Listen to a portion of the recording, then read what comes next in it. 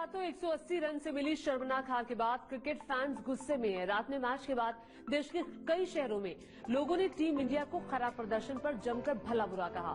लोगों के गुस्से को देखते हुए रात में रांची में धोनी के घर की सुरक्षा बढ़ाई। टीम इंडिया ने जिस तरह महामुकाबले में पाकिस्तान के सामने सरेंडर कर दिया, उससे देश के करोड़ों क्रिकेट फैंस का ये हाल हुआ। मैच के बाद लोगों का गुस्सा फूट पड़ा और विराट कोहली के खिलाफ जमकर नारेबाजी हुई।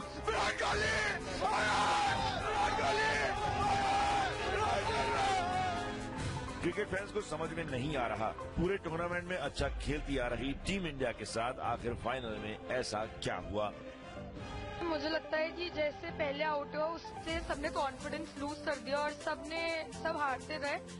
वैसे तो हमारा प्रदर्शन पूरे मैच में अच्छा था, इसलिए हम फाइनल्स में आए थे। हमें लगता है कि टीम इंडिया ओवर कॉन्फिडेंट हो गई और इसलिए हार गई। इंडिया ने अच्छा प्रदर्शन नहीं दिया है, बस मैं यही कहना चाहूंगी और कुछ नहीं है। मैच को लेकर और आप कितने निराश हो गए? आशा बहुत ज्यादा थी क्योंकि इंडिया आज तक पाकिस्तान से नहीं आ रहा है। बहुत टाइम बाद ये मौका मिला है पाकिस्तान को इंडिया को हराने का, तो आशा तो बहुत ज्यादा थी कि इंडिया जीतेगी, क्योंकि फाइनल अक्सर ऐसा कॉम्पिटिशन होता है जो अपना जो स्पोर्ट होता है, इंडिया ने हमेशा फाइनल में जीती है। शायद Indians over confidence, not only Indian players, बहुत ज्यादा कॉन्फिडेंस में थी कि नहीं इस बार तो हमारे पास आ गई है ट्रॉफी, हमारे पास आ गई है। पर ठीक है, कभी निराशाजनक स्थिति भी हो जाती है। आगरा में तो लोगों ने अपने घर का पुराना टीवी सेट फोड़कर गुस्से का इजहार किया, तो रांची में धोनी के घर की सुरक्षा बढ़ा दी गई। जनता से लेकर सितारे तक इस बड़ी हार पर गुस्से में दिखे। कुछ लोगों ने टीम इंडिया की हार को भूलकर हॉकी टीम को पाकिस्तान पर जीत के लिए बधाई देनी शुरू कर दी। वीरेंद्र सहवाग ने ट्विटर पर लिखा, हॉकी टीम को पाकिस्तान पर 7-1 की शानदार जीत के लिए बधाई। ये जीत भारतीय हॉकी को बहुत आगे ले जाएगी। टेनिस खिलाड़ी सानिया मिर्जा ने ट्विटर पर लिखा, भारत क्रिकेट में भले ही हार गया लेकिन हॉकी में शानदार जीत हासिल की। टीम इंडिया और टीम पाकिस्तान दोनों को बधाई। खेल सबको बराबरी पर ला देता है। अभिनेता अनुपम खेर ने ट्विटर पर लिखा, बहुत ड्राफ्ट बनाए मैंने इस ट्वीट के, स्मार्ट बातें लिखने की कोशिश की, पर सच ये है कि हम मैच हार गए। बुरा तो लग रहा है और जैसा अंदेशा था वो भी हुआ। पाकिस्तान की जीत पर कश्मीर के अलगाववादियों को जश्न मनाने का मौका मिल गया। श्रीनगर में देश विरोधियों ने न सिर्फ पाकिस्तान की जीत पर पटाखे फोड़े बल्कि हुर्रियत नेता मीरवाइज उमर फारूक ने भी साथ दिया।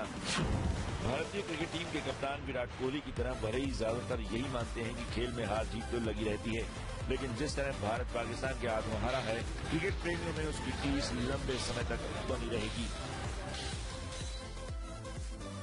और इस शर्मनाक हार के बाद कप्तान विराट कोहली मीडिया के सामने आए।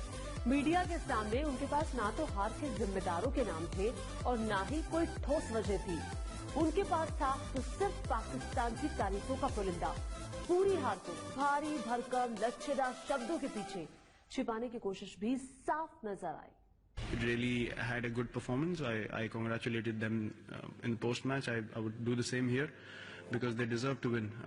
They certainly played really good cricket, and they also needed victories like these for them as a team. So a guy like Zaman, when he gets going, because he plays unorthodox shots. When players like that get going on their day, it becomes really difficult to stop them because I think 80% of his shots were high risk and they were all coming off. So you can only do so much, as I said, as a bowler and a captain when that is happening, and you try to hit the best areas possible. Sometimes you have to sit and say, the guy is good enough on the day to tackle everything, and you can only do so much. Bumrah ने तो 3 no ball और 5 wide डाले। इससे पहले श्रीलंका भी league round में पाकिस्तान को 23 रनों का तोहफा देकर टूर्नामेंट से बाहर हुआ था। क्या आपने उस मैच से सबक नहीं लिया? Yeah, I mean 25 extras is a bit too much, in a game like that, and that's something that we certainly need to take care of in future. Obviously, the same bowlers are going to play, the same guys are going to be back, but the more consistent you get from in learning from games like this, it's better for the team in futures. क्या आपने 2 spinner खिलाकर गलती की? Not at all.